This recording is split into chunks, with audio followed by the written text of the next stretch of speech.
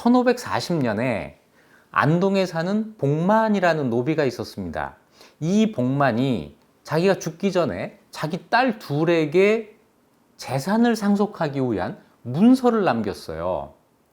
아마 복만이 이 문서를 남긴 이유는 이 문서가 없으면 자기 재산이 자기 딸들에게 하나도 가지 못할 수도 있다, 다 뺏길 수도 있다고 하는 이런 생각을 했던 것 같아요. 왜 이런 생각을 더 했을 거냐면 복만에게 두 딸이 있는데 어머니가 다 달랐습니다. 이 어머니 둘은 아마 복만과 주인이 달랐던 것 같아요. 자, 그림이 그려지세요? 주인이 있고 그 주인에게 노비가 소유되는 거죠. 복만이 그 주인의 소유인데 이 복만이 주인 소유의 다른 여자 종 B와 사이에서 아이를 낳지 않고 다른 집 여종과 사이에서 딸 둘을 낳은 겁니다. 이 경우는 복만이의 주인에게 아주 최악의 경우예요. 왜냐하면 노비는 굉장히 큰 재산이거든요. 그런데 이 재산의 소유권이 누구에게 가느냐? 어머니의 주인에게 갑니다. 그러니까 복만이 딸 둘을 낳았는데 이 딸 둘도 다 노비예요. 이 노비의 주인은 복만이의 주인이 아니라 그 어머니들의 주인이 되는 거예요.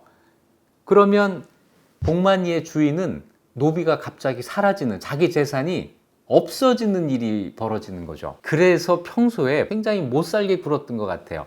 그러니까 그 상황을 고려해서 복만이가 이 문서를 미리 남겨서 자기 딸들에게 재산이 상속될 수 있도록 미리 조치를 취해 놓은 겁니다. 그러면서도 주인에게 먼저 잘 보여야 되겠다고 생각했나 봐요. 먼저 주인에게 재산을 남깁니다. 내 재산 중에 이거는 주인님이 가지세요. 대신 내 두 딸 거는 뺏지 말아주세요. 참 절절하죠. 그래서 논과 밭과 큰 소 2마리, 그 다음에 놋화로, 놋그릇, 이걸 전부 적어서 이거는 상전목, 그리고 첫 딸 옥금이, 둘째 딸 복금이에게 논, 밭, 기와집, 과일나무, 솥, 독, 항아리, 이것까지 다 적어가면서 거의 똑같이 나누어 줍니다.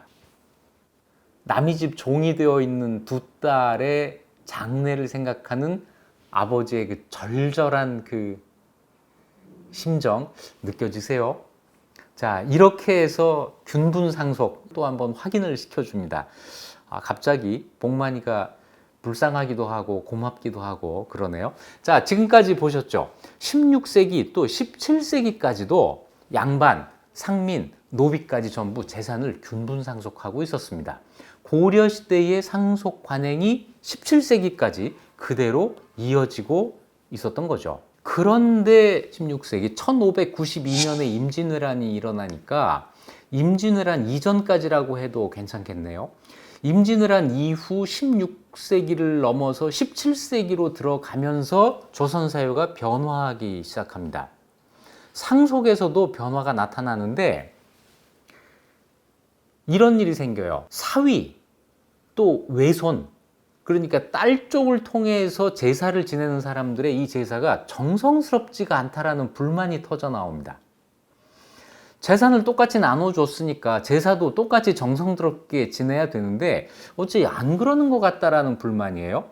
그래서 1669년 부안김씨 집안의 분재기에 이런 내용이 실려요. 잠깐 읽어보면 이렇습니다. 사위와 외손이 제사를 미루거나 빠뜨리는 경우가 많고 비록 제사를 지내더라도 제물이 정결하지 않거나 예의가 공경스럽지 않아서 하지 않는 것만 못하다.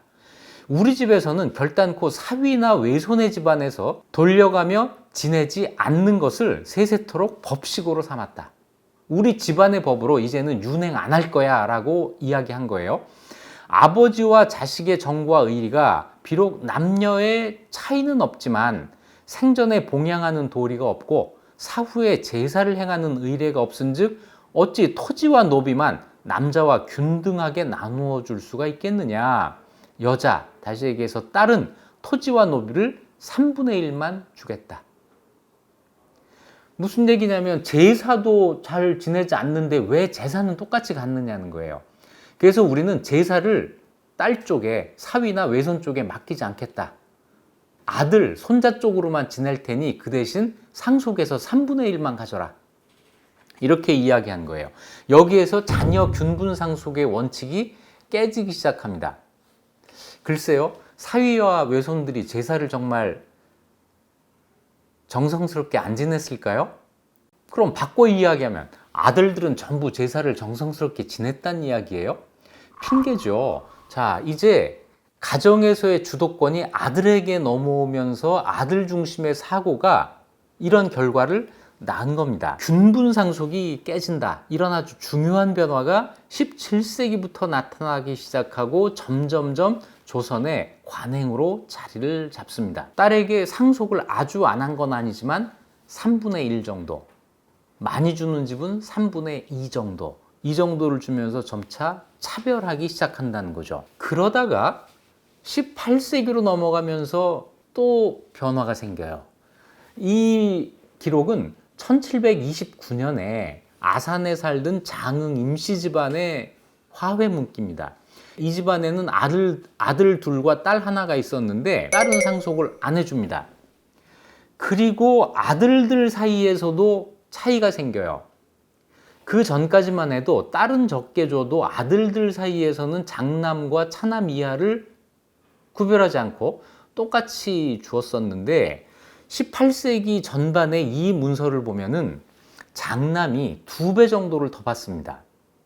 여기에 봉사조라고 하는 거 있었죠. 이 봉사조까지 설정을 해두어서 이것도 실제로는 장남이 관리하기 때문에 장남이 거의 다 갖게 돼요. 장남이 거의 다 갖는다, 차남이 조금 받는다, 딸은 상속받지 않는다. 이것이 18세기부터 서서히 자리를 잡아가는 새로운 상속의 관행입니다. 흥부 놀부는 아마 이 시기 사람일 거예요. 흥부가 가난한 이유는 부모의 재산을 상속받지 못해서라고 하잖아요. 고려시대 같으면 있을 수 없는 일이죠.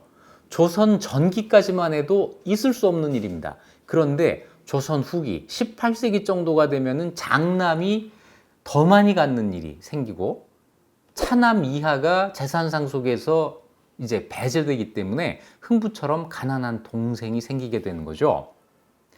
그런데 여기까지 들으시면 그게 지금도 그렇지 않나? 이렇게 생각하는 분 혹시 안 계세요?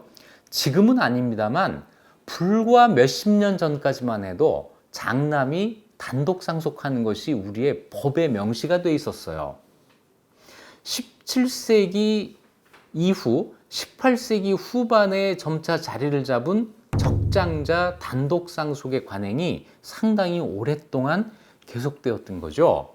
근대 이후에 우리 법을 보면 1960년 이전, 1960년이면 지금으로부터 100년도 안 된 최근이에요. 이때까지만 해도 상속권은 오직 장남에게만 있었습니다. 그러니까 조선 후기에 장남이 독식하던 이 관행이 1960년까지 우리의 법에 남아 있었던 거죠. 자, 그래서 우리 머릿속에 재산은 장남이 다 갖는 거야, 또 최소한 장남이 더 많이 갖는 거야, 이런 생각이 아직도 남아 있는 거예요. 하지만 법은 그 이후에 몇 차례의 개정을 거쳐서 지금은 아들, 딸 구별하지 않고 똑같이 나누어 상속하는 것을 원칙으로 하고 있습니다. 자, 1960년 이전에 상속권은 오직 장남에게만 있고 딸은 물론이고 장남이 아닌 다른 아들들도 상속을 받지를 못했어요. 이것이 1912년부터 1959년까지 우리나라에 적용되었던 일본 민법, 이걸 이제 의용 민법이라고 부르는데 그 법에 따른 것이고요. 1960년에 우리가 민법을 개정해서 상속 비율을 바꾸는데 그때도 보면 아들이 1을 갖는다면 딸은 2분의 1, 반을 갖고 출가한 딸은 4분의 1을 갖게 됩니다. 출가 외인이라고 하는 말이 아주 실감나는 그런 상황이죠. 그러다가 1979년에 다시 한번 민법을 개정해서 아들, 딸의 이 차이를 없앱니다. 그것을 1991년에 다시 개정을 해서 출가한 딸을 차별하지 않고 모든 아들, 딸들이 균분 상속하는 것으로 법을 바꿔놨습니다. 물론 유언이 없을 때 그때 일이지만, 자, 이렇게 자녀 균분 상속이 법으로 정해졌다고 하는 것은 어떻게 보면 멀리 16세기 이전, 다시 얘기해서 고려시대의 상속으로 되돌아갔다는 걸 뜻하는 거죠. 물론 그 법을 되살린 건 아니지만 우리 사회가 그것이 옳다라는 쪽으로 공감대를 형성했고 옳은 방향으로 법을 고쳐나간 것이죠. 자, 여성의 재산. 고려시대부터 조선 전기까지 딸에게도 균분 상속되었다고 하는 이 사실은 그 시기 여성의 지위에 아주 절대적인 영향을 미칩니다. 여성이 자기 재산을 소유할 수 있다고 하는 것, 이것 때문에 여성의 이혼, 그리고 여성의 재혼, 이런 것들이 여성이 상속을 받지 못하고 재산을 갖지 못하는 시대와 굉장히 큰 차이를 나타내게 되거든요. 자, 오늘은 여성사의 아주 중요한 주제입니다. 여성의 재산, 그 중에서도 여성의 상속 문제를 다뤄봤습니다.